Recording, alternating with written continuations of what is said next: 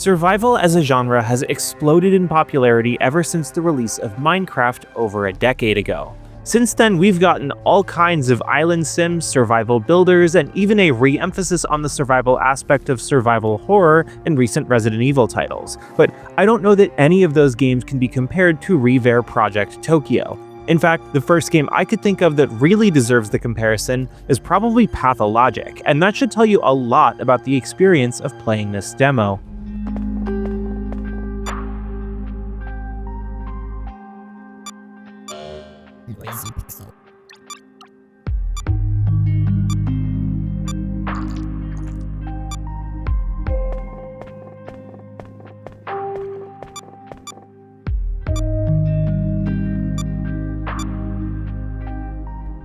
You play as Amane, a Japanese boy who is falsely accused of a currently unspecified crime.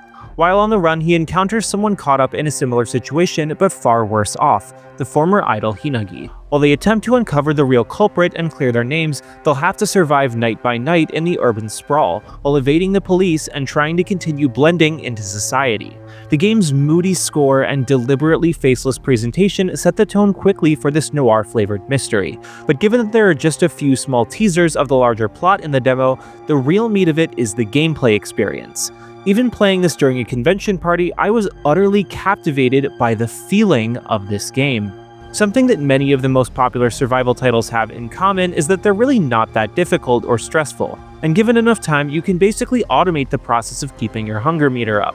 The setting of downtown Tokyo makes this much more difficult, as does the rapid decay of the needs of both Amane and Hiragi, who cannot leave the hideout for fear of instant recognition and quickly falls ill to some mysterious overdose. Playing this demo is stressful in the most delicious and satisfying way. You can't run in crowded areas without drawing attention, nor can you rifle through trash cans with onlookers too close. Each time you either deliberately take on the risk or get caught accidentally, the police get closer to catching you, and as their progress increases, so too does their presence in the streets. Adding even more to this is your very limited backpack space. The demo gives Amane only 6 slots to carry both crafting materials and items to keep your 3 needs met, and the main quest of this segment will temporarily take up 4 of them. The game seems designed to deliberately keep the player on the brink while they work towards their next goal, and enticing them to keep going with tastes of the bigger picture. The end of the demo even has Hiragi asking an extremely prudent question of Amane that isn't often addressed in these games, and that has stayed with me in the months since I last touched Project Tokyo, but I won't spoil it here. Ultimately, the most shocking thing about Revere Project Tokyo is that until playing it at PAX, I had never heard of this title. The game took only minutes to seriously draw me in despite the sea of other titles physically surrounding it. And the lack of attention it's gotten thus far is much more criminal than its protagonists. Even just this 15-minute sample was an incredibly unique time that left me desperate to find out what happened next. And hopefully, we won't have long to wait. Revere Project Tokyo is coming to Steam in 2025, with a demo available now. Thanks for watching, and thanks to our supporters on Patreon for making our coverage possible. Go to patreon.com/noisypixel if you'd like to join them and receive our monthly digital magazine in addition to our eternal thanks. Noisy Pixel is an independent operation working hard to bring you news, reviews, previews, and more. Leave a comment below to start a conversation, come talk nerdy with us in our community Discord, and subscribe to keep up with all of our future content. Now, check out some gameplay.